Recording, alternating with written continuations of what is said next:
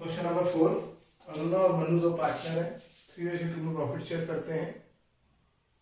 Balance sheet given है। Sonu 1/4 share के लिए आया है, कैपिटल लाया है। गुडविल इज वैल्यूड एट 84,000 आगे में लिखा है, इसका मतलब वो कैश में गुडविल नहीं लाया है। जब लिखा हो ही ब्रिंग्स ही ब्रॉट तभी लाता है। प्लांट एंड मशीनरी एप्रिशिएट करनी है, डेटर्स गुड है। क्रेडिटर्स में 1900 इंक्लूडेड है, which is not likely to arise. New ratio दे रखी है तो एक काम कम हो गया कैपिटल एडजस्ट करने में कि न्यू रेशियो नहीं निकालनी पड़ेगी, लेकिन एक काम बढ़ गया।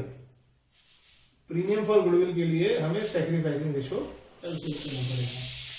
Capital of both the partner Anu and Manu will be adjusted on the basis of common share and adjustment is made by opening current account. हम जनरल एंट्री करनी है तो जनरल एंट्री का फॉर्मेट बना लो।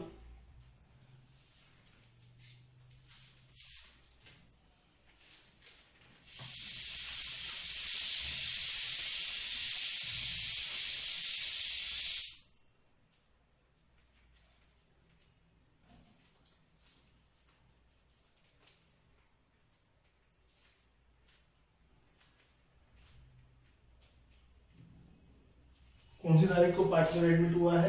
डेट है 31 मार्च 2009।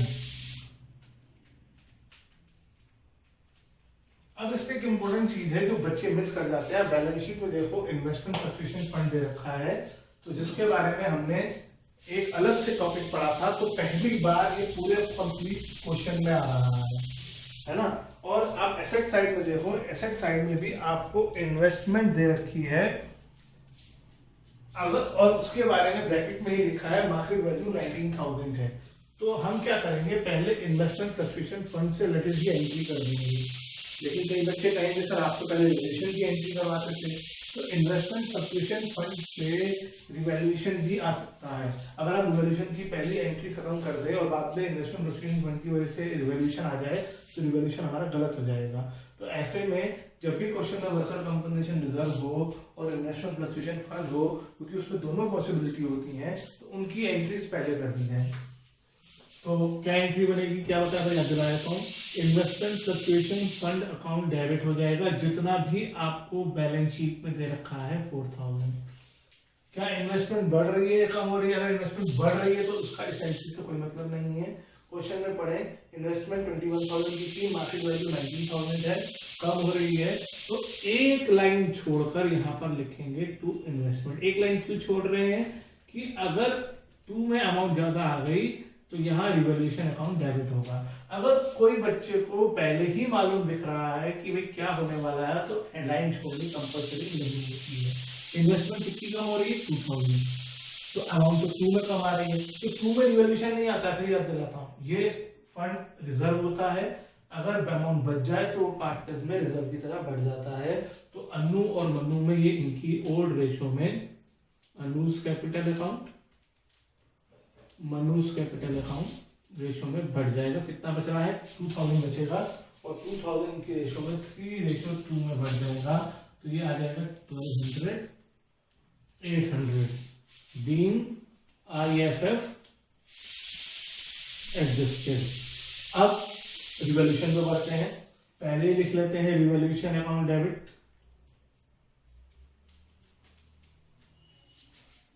फिर देखते हैं पहली एडजस्टमेंट नहीं, दूसरी नहीं, प्लांट एंड मशीनरी बढ़ रही है, बढ़ने पे प्लांट एंड मशीनरी डेबिट होगी। हमें तो क्रेडिट वाली चीज चाहिए।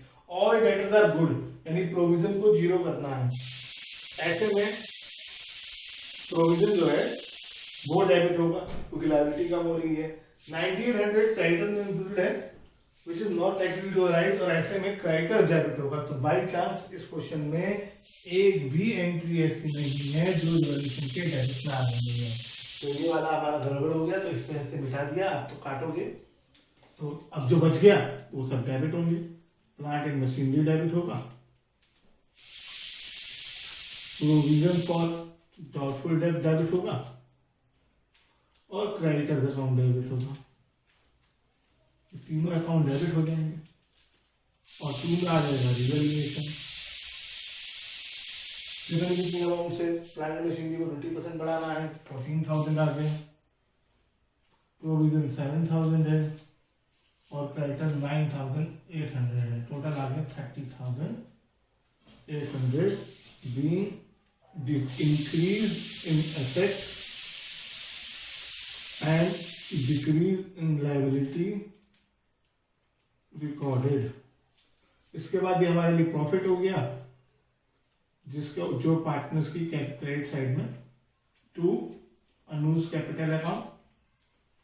अब ये कई बार हम कर चुके हैं, तो मैं ये मान के चल रहा हूँ कि ये सब आपको आता है। कई लोग जो रेगुलरली नहीं कर रहे हैं उनके लिए नई चीज होगी। अब ये बहुत बड़ी प्रॉब्लम है, कुछ लोग नहीं मान के चल रहे हैं पढ़ने के लिए अभी तक। Being profit from revaluation distributed. फिर आगे बढ़ते हैं, लायबिलिटी साइड देखते हैं। कुछ है जनरल रिजर्व है, क्योंकि इन्वेस्टमेंट एसोसिएशन फंड तो हो गया, तो general reserve account debit to unused capital account to unused capital account. कितना है जनरल रिजर्व? 10,000 है, बांटो 3:2 में 6,000 4,000 बीइंग जनरल रिजर्व डिस्ट्रीब्यूटेड। और कुछ है? नहीं है। तो नया पार्टनर आएगा, कैपिटल लेकर आ रहा है, गुडविल नहीं ला रहा है ना। तो पहले कैपिटल लाने की एंट्री होगी बैलेंस शीट में, कैश इन हैंड यानी कैश है। तो कैश इन हैंड को आप एंट्री में कैश इन हैंड नहीं लिखेंगे, सिर्फ कैश अकाउंट लिखेंगे। तो एंट्री आ जाएगी कैश अकाउंट डेबिट टू सोनूज कैपिटल अकाउंट।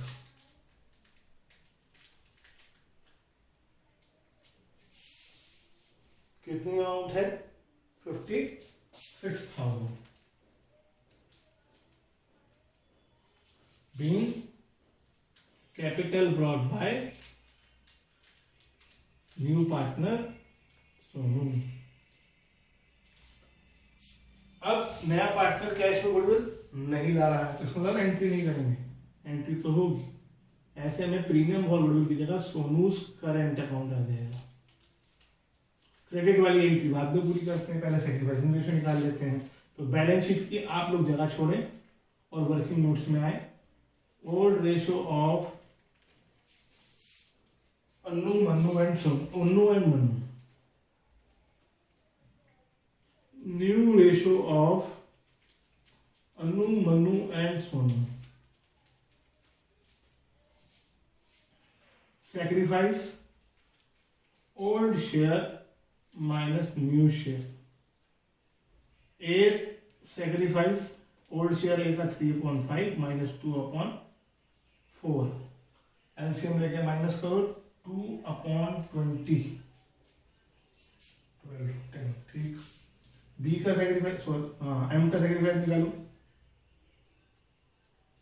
2/5 माइनस 1/4, तो ये 3/20। Sacrificing ratio of A and M 2:3। तो sacrificing ratio आ गई। अब दूसरी इंपॉर्टेंट चीज, आपको नए पार्टनर की गुडविल भी नहीं दे रखी है, तो नए पार्टनर की गुडविल भी निकाल लेते हैं। सोनूज गुडविल,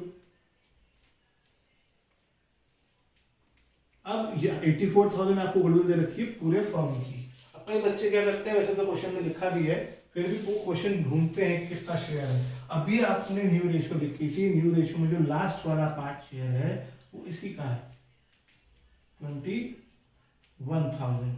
अब एंट्री पूरी करते हैं, यहाँ 21,000 आ जाएगा। और क्योंकि अन्नू और मन्नू अन्नू और मन्नू सेक्रीफाइस कर रहे हैं, तो उनका अकाउंट क्रेडिट हो जाएगा। 2:3 में अमाउंट बटेगी ये वाली, ध्यान रखना। 3:2 में बात कर रहा है, 2:3 में, यानी पहले वाले को कम मिलेगा, दूसरे वाले को ज्यादा मिलेगा। 8,400 12,600 बीइंग गुडविल एडजस्टेड। क्या क्वेश्चन पूरा हो गया? नहीं, पूरा नहीं हुआ। अभी हमें कैपिटल एडजस्ट करनी है, और कैपिटल एडजस्ट करने के लिए भी हमें 2 एंट्री करनी पड़ सकती है। हो सकता है 2 एंट्री करनी पड़ेगी।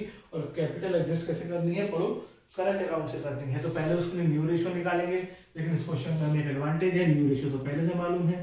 फिर हम निकालेंगे टोटल कैपिटल। कैसे निकालेंगे टोटल कैपिटल?